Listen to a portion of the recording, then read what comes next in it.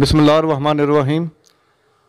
साथियों, दोस्तों, मैं आपका होस्ट, आपका साथी, आपका मेज़बान शेख मुज़फ़्फ़र हुसैन, अपना पाक न्यूज़ और BN नेटवर्क। जैसे कि आप जानते हैं कि 92 जो कि हमारा नेशनल TV है और प्रिंट पेपर है हमारा, उसके साथ साथ मेरे अपने 2 चैनल हैं, अपना पाक न्यूज़ और BN नेटवर्क सईद बाकर नकवी साहब का, उनके साथ भी हूँ। तो मैं आज मौजूद हूँ लखनवाल ठेकेदार नासिर साहब के घर। इनके यहाँ हमारे एक बहुत प्यारे दोस्तों ने तंजीम बनाई है, अल शेख तंजीम के नाम से।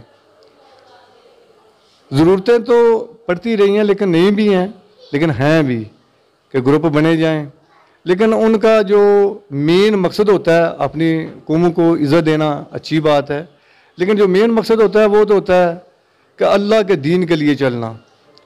जब ग्रुप बन जाते हैं, बढ़ते हैं, अल्लाह के दीन को अगर नाफिज नहीं कर सकते तो फिर उसका कोई फ़ायदा नहीं, उसमें बदमज़गी फैलेगी और तरह तरह के फिर वो ताकत में आके बुरे काम भी करने लगेंगे। अगर अल्लाह के निज़ाम के लिए चल रहे हैं तो फिर वो साबित कदम लेंगे और अल्लाह की मदद शामिल रहेगी।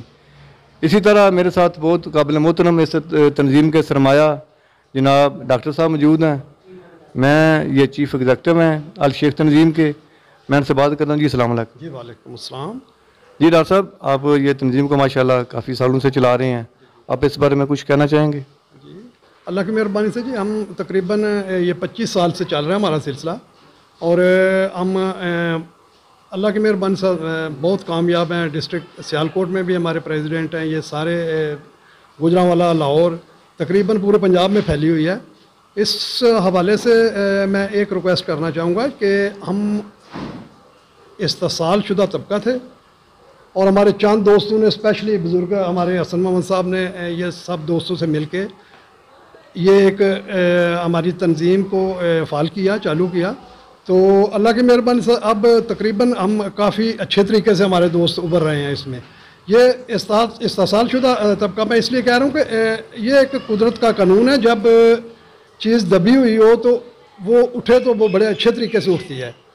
ये मिसाल के तौर पे अगर आप देखें, जब बारिश होती है, बारिश होने से एक एक कतरा गिरता है, वही कतरे जब दरिया में जाते हैं तो एक दरिया का रुख इख्तियार करते हैं, वो जब समंदर में जाते हैं तो बहुत बड़ी ताकत बनते हैं।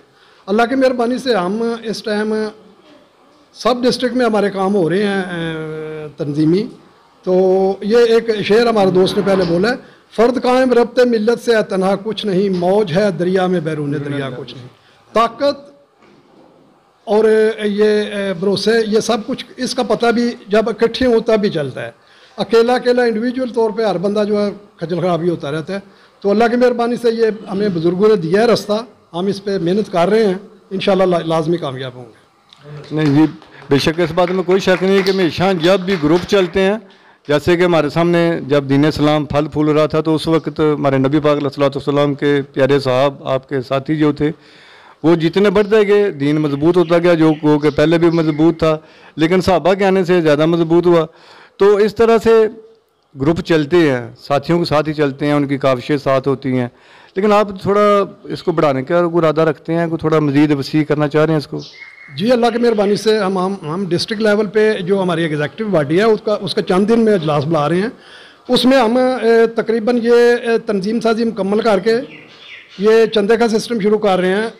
इसमें जैसा कि मैं पहले भी बताया, हम गरीब बच्चियों के लिए जेस फंड का प्रोग्राम करेंगे, बेरोज़गार नौजवानों के लिए कर्जा हसना देंगे जो कि काबिल वापसी होगा आसान तरीके से, और ये जो बीमार लोग हैं उनके लिए हम इंशाल्लाह अपनी तंजीम की तरफ से एक कार्ड इशू करेंगे, उनको एक MBBS डॉक्टर की सहूलत मुहैया करेंगे। बच्चे जो हमारे तालीम से दूर हैं, जिन गाँव में यूनियन काउंसिल्स में जो लोग अच्छे ओहदों पर फायज हैं, माली लिहाज से ठीक हैं, वो तो चलो चला रहे हैं अपना काम। जो कमज़ोर लोग हैं उनके बच्चों को तालीम के लिए हमने इंशाल्लाह जामे प्रोग्राम बनाना है डिस्ट्रिक्ट लेवल पे, ये जितने डिस्ट्रिक्ट हैं पंजाब लेवल पे। तो इंशाल्लाह ये चंद दिन में आपसे रब्ता होगा और हम बताएंगे आपको। यानी कि शुरू में आपको काफ़ी मुश्किलात पेश आई, स्ट्रगल करना पड़ा, यहाँ के आसानी रही? नहीं, मुश्किलात हमारा जो हमारे शेख बरदरी के खून में जो चीज़ शामिल है ना, 2 चीज़ें मैंने हर जगह देखी हैं। नंबर 1 वफादारी देखी है, नंबर 2 अपनी कौम को आगे ले जाने के लिए इनकी कोशिश देखी है। दोनों चीज़ें हमारी बरादरी के हर फर्द में कूट कूट के भरी हुई हैं।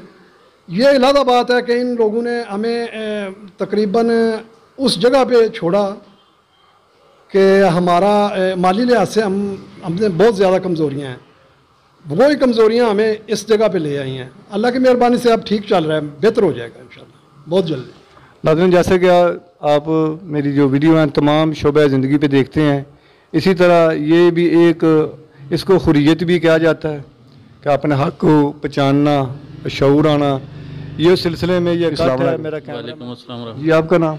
मोहम्मद इकबाल जनाब बताएँ। जी इकबाल साहब, आप भी कोई इस बारे में अपनी तंजीम के बारे में बताएंगे? जी बिल्कुल, तंजीम के हवाले नाल जनाब असी तंजीम के विच शामिल हाँ। तंजीम इंशाअल्लाह असी लैके अगे चलांगे।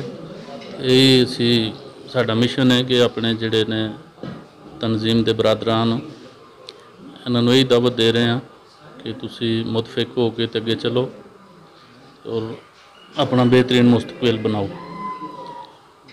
यानी कि अपने नाल अपने घर वालों का और दूसरे लोगों का भी, यानी कि देखो ग्रुप बनना और ग्रुप लैके चलना, सिर्फ अपनी ज़ात लैके चलना, ऐसे चीज़ें तो तुसी मेरे हाल नफ़ी कर रहे हो ना। की ख्याल कि जेडे अपनी ज़ात ही लैके चलते हैं पे तुसी चाहते हो कि जो यानी कि पूरी मुसलमान पाकिस्तान उहदे वास्ते लैके चलना, किसी भी तंजीम का मंशूर तो यही होना चाहिए ना। की ख्याल है, तुसी इस बारे की कहते हो? बिल्कुल जी, इस बारे ही कहेंगे कि सारे उन्होंने रल मिल के चलना चाहिए। अपने वास्ते तो हर बंदा जींदा है, जीने का मकसद है दूसरे वास्ते, सब नूं नाल लैके चलना। यही वगे साथी भी कह रहे, यही पैगाम तुसी दे रहे हो कि दूसरे भी जिहड़े सिर्फ अपनी ज़ात तक ने, असी चाह रहे तुसी यह चाहते हो कि अपनी ज़ात तक ना होवे, ये फैले फूले और दूसरों का भी यानी कि सब वास्ते भला किया जाए, सब वास्ते भला किया जाए। तो सारे बंदे नाल लैके चलना चाहिए। हयात वफात एहसासमंदी नाल चलना चाहिए। असी ये कहने हैं कि जिहड़ा पिछला दौर सानू खत्म हो गए ने, हुण हर बंदा अपना कमा रहा, अपना खा रहा, अपने दिल नाल जी रहा तो अपने दिल नाल चल रहा, तो अच्छे तरीके नाल चलन, अच्छे तरीके नाल जीन, ये जनाब साडा मंशूर है। तो ये नाल ही असीं चलना चाहते हैं। शेख तंजीम के कोर्स साथी हैं जी, अस्सलाम वालेकुम। जी वालेकुम सलाम जनाब। आपका नाम? जी मेरा नाम बिशारत अली है। मैं यहाँ जलालपुर जत्ता के साथ एक 4 किलोमीटर के फासले पर एक गाँव है कोटली शानी, वहाँ से मेरा ताल्लुक़ है। तो अल्हम्दुलिल्लाह ये अल शेख तंजीम जो है, ये खसूसी तौर पे जो नासिर साहब हैं इनका बहुत बड़ा कंट्रीब्यूट है इसमें। तो मैं समझता हूँ ये डॉक्टर साहब खसूसी तौर पे, या हमारे बुज़ुर्ग जो रहनुमा हैं यहाँ पर बैठे हुए, इन लोगों ने बहुत कोशिश की।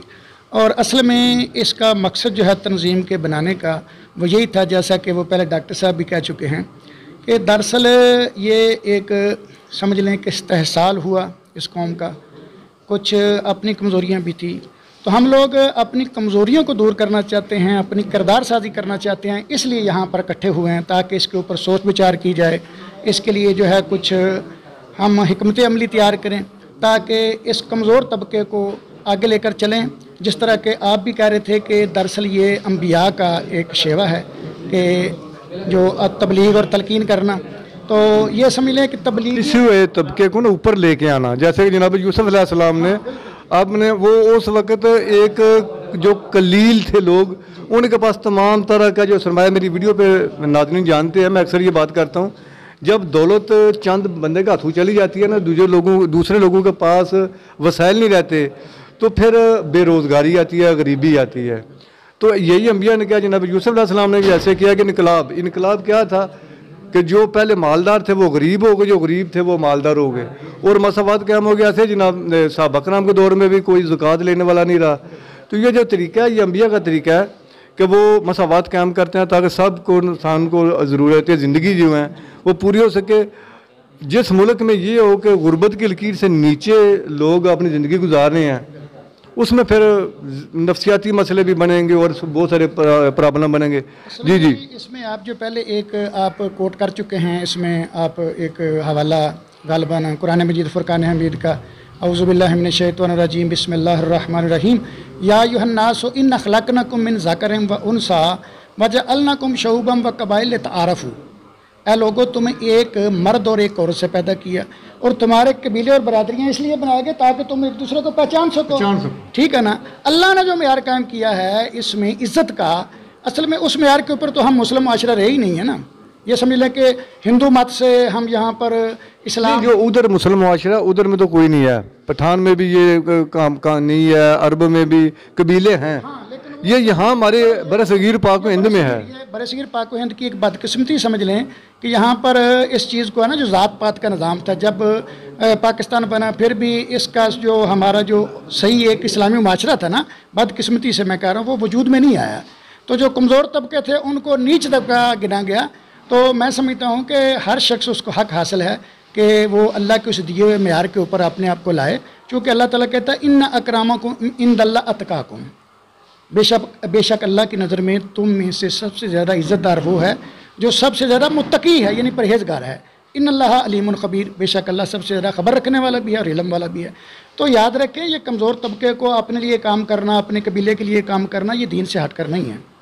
ये एक दीन और दुनिया को दो जुदा चीज़ें नहीं हैं। अपने लिए काम करना, अपनी कौम के लिए काम करना, ये ऐन दीन है। तो जलाले बादशाही हो कि जमहूरी तमाशा हो, जुदा हो दीन सियासत से तो रह जाती है चंगेज़। तो इस तरह ये समझ लें कि हम जो काम कर रहे हैं ये एक फलाही काम है। इसमें हम लोग चाहते हैं कि हमारे बच्चे अच्छी एजुकेशन हासिल करें। जैसे डॉक्टर साहब ने कहा कि बच्चियों के लिए, जो गरीब हैं बच्चियाँ, जो वालिदैन अफोर्ड नहीं कर सकते, उनके लिए जहेज़ फ़ंड जो है वो मुहैया किए जाएँ ताकि कौम को रिलीफ मिले, और इकट्ठे बैठकर सब इसके ऊपर सोच विचार करें किस तरह से हम जो है वो इज़्ज़त की निगाह से देखे जाएँ और किस तरह से हम अपने आप को ऊपर लाएँ। किरदार साजी, दरअसल ये छोटी सी बात कर रहा हूँ मैं, असल में हमारा मकसद सिर्फ और सिर्फ कौम की किरदार साजी है, इनफरादी तौर पर भी और इज्तिमाई तौर पर भी। अब ये जो कह रहे हैं राजा, यहाँ पर कुछ तबकों को नीच किया गया, ये हिंदू मत से है। 6,500 मैंने जो सुना 6,500 फौज लेके आए थे मोहम्मद बिन कासिम, और राजादार की जो दूसरी बुरी आदत थी उसकी शिकस्त की वजह भी यही बनी थी कि उसने उनको शूदर और पता नहीं क्या क्या बना दिया था। और मोहम्मद बिन कासिम जब यहाँ से गए, पीछे से उसे कोई फौज नहीं आई, जब 1 लाख फौज छोड़कर गए थे। ये यहाँ के लोग उनके साथ क्यों लगे थे? क्योंकि उन्होंने उनको इंसानियत पे बराबरी का सलूक दिया, उनको ये साथ हुआ कि आप इंसान हैं। तो इसलिए ये ज़रूरी चीज़ें हैं। तो ना दो चीज़ें, मैं इसमें एक चीज़ और मैं ऐड करना चाहता हूँ। आपके तवज्जो से माशाल्लाह बहुत अच्छा काम कर रहे हैं आप। असल में अल्लाह ताला ने जब अंबिया को भेजा ना, तो उन्होंने 2 चीज़ों की तबलीग ज़्यादा की, एक अल्लाह की तौहीद के लिए और एक इंसानों के हक़ मुसावात के लिए। जैसा कि आप समझते हैं कि देखें ना, एक तौहीद को मनवाने के लिए अल्लाह के रसूल सल्लल्लाहु अलैहि वसल्लम जो है उन्होंने कितनी तकालीफ उठाई, पत्थर खाए, एक अल्लाह को मनवाने के लिए, और दूसरी था इंसानों का हक़ मुसावात। जिस तरह के उस वक़्त आप जानते हैं कि ग़ुलामों के क्या हालात थे, जैसे कि हज़रत बिलाल हबशी और हज़रत अम्मार यासर, ये उस वक़्त के पिसे हुए तबके थे। तो उन्होंने जो उस वक़्त बनु हाशिम थे और बनु कुरैश थे, वो समझते थे कि हम जैसा कोई नहीं है, यानी कि एक वो जो ज़माना जहलियत का उनके अंदर जो एक वैसे ही फ़ख्र मुबाहत करते थे। तो उसको अल्लाह के नबी जो है उन्होंने दूर किया और कहा देखो सब इंसान बराबर हैं, सिर्फ तकवे की बुनियाद पर जो है वो अल्लाह जो है उसके नज़दीक इज़्ज़त है। किसी को किसी बड़े ख़ानदान में अगर वो पैदा हुआ है, किसी बड़े कबीले में पैदा हुआ है, तो इसकी कोई फजीलत नहीं है। फजीलत सिर्फ इस बात में है कि अल्लाह ताला के जो अहकामात हैं, जो नबी मुकर्रम सल्लल्लाहु अलैहि वसल्लम ने हमें दिए हैं, अल्लाह का जो कानून है, जो कुरान मजीद फ़ुरक़ान हमीद की तालीमात हैं, उसके ऊपर अमल करना दरअसल ये इज़्ज़त का मेयार है। जी बिल्कुल ठीक है आपकी बात, आपने माशाल्लाह बहुत अच्छी बात की। और इस बात में अगर इसको लेके चलना है तो इसके लिए तलीम के साथ रूहानियत बहुत ज़रूरी है। जब तक इंसान अपनी रूह में, जैसे लामा साहब ने भी कहा है कि अपने मन में डूब के पा जा सुराग ज़िंदगी, मेरा नहीं बनता ना बन अपना तो बन। रूहानियत जब उस बेस पे आते हैं तो अल्लाह के नज़दीक तो बहुत सारे ऐसे अल्लाह के कामल वली मौजूद हैं जो जिनको ये दूसरे लोगों को नहीं मानते, जैसे बाबा बरी सिमली में बाबा साईं कुकू हैं, और इस तरह के बाबा कामा वाला सरकार, बहुत सारे जिनके बहुत मकाम मरतबे हैं। अल्लाह के नज़दीक जो है वो इंसान के तवक्ल और उसके रूहानियत के नज़दीक लेके चला जाता है, ना कि ये दुनियादारी, ये बिल्डिंगें, ये कौमें, ख़ानदान, ये अल्लाह के नज़दीक ना ये कब्र में देखा जाएगा। तो इसके साथ मेरे साथ मौजूद हैं जनाब डिस्ट्रिक्ट गुजरात के प्रेसिडेंट अल शेख तंजीम के जनाब नासिर ठेकेदार साहब। मैं इनसे बात करता हूँ। अस्सलाम वालेकुम जी। वालेकुम जी। आप अपने को मंशूर के बारे में? हाँ बिल्कुल, मंशूर के बारे में बताएंगे। हम चाहते हैं कि अपनी जो कौम है, ये पिसा हुआ तबका है, इसको फाल करना चाहते हैं। और इस तरीके से फाइल करना चाहते हैं कि हम अपनी कौम से ही ज़्यादा से ज़्यादा मदद लेना चाहेंगे, क्योंकि जो गैर लोग होते हैं ना, वो कुछ दे के भी तो पछताते हैं। हम नहीं चाहते कि गैर लोगों से हम मांगे, गैर लोगों से कुछ बातें करें, लेकिन हम अपनी कौम को पैगाम ये देना चाहें कि अपने अंदर इत्तेहाद पैदा करो और हिम्मत पैदा करो, और ऐसी हिम्मत पैदा करो जो कि इंसान को बड़ाई की तरफ लेके जाती है, ताकि बुराई की तरफ ना जाए। जब गुर्बत होगी तो बुराई पैदा होगी, तो जब बुराई ख़त्म हो जाएगी तो इंशाअल्लाह गुर्बत भी ख़त्म हो जाएगी। हमारी कौम में बहुत ऐसे मसाइल हैं जो गुर्बत की वजह से बहुत नकारे काम करती है, और इसलिए हमें लोग ये नफरत की निगाह से देखते हैं।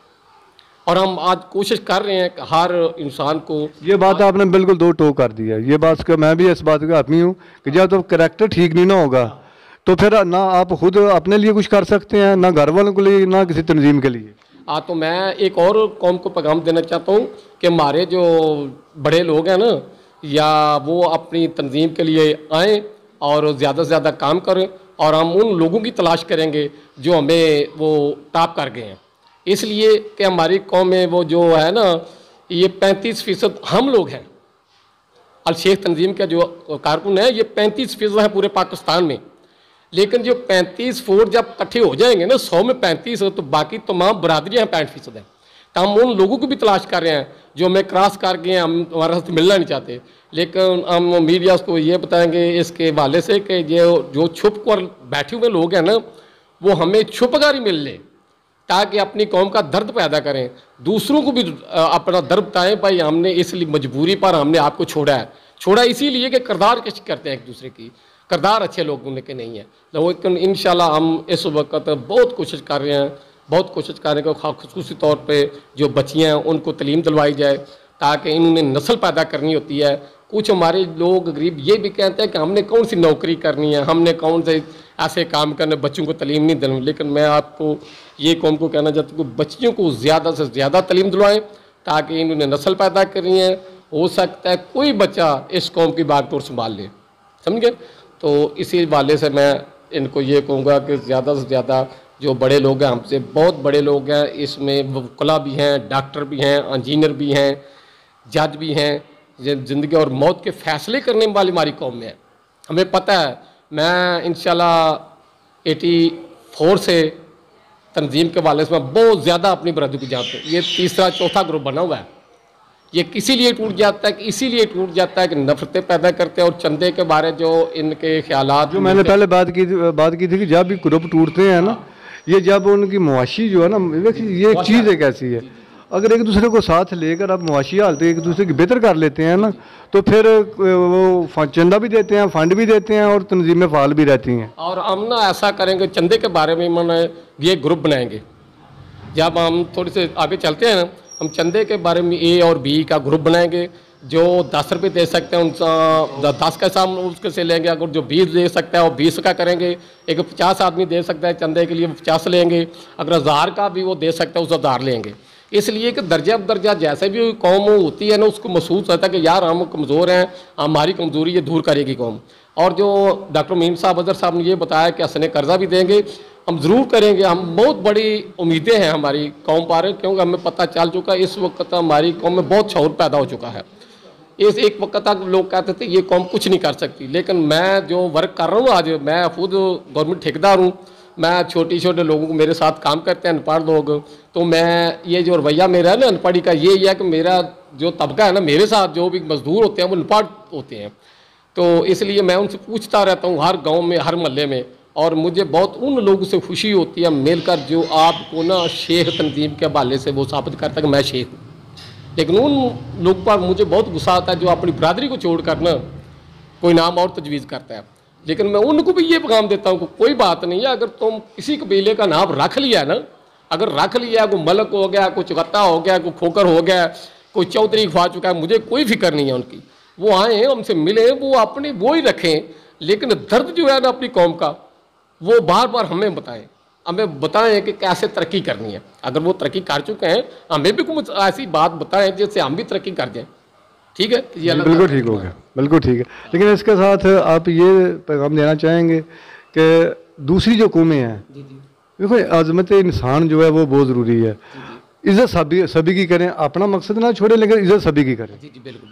बात ये है ना, जो कौमें दूसरी तरक्की करती हैं उनमें यही है, उनमें बहुत कमज़ोर लोग हैं, लेकिन जो उनके अच्छे लोग हैं ना, दौलतमंद लोग हैं, वो बहुत ज़्यादा हेल्प करते हैं। हमारे पास एक ये बरादरी भट्ट बरादरी है, इसमें हमारे पास वो कम अज़ कम 90 लोग हैं, वो 90 घर हैं उनके पास, लेकिन वो 35-40 लोग हैं ना, वो सही जबतन दे रहे हैं बगैर आने से। लेकिन जो 20 लोग हैं ना, 20 लोग, वो चंदा नहीं देते उनको।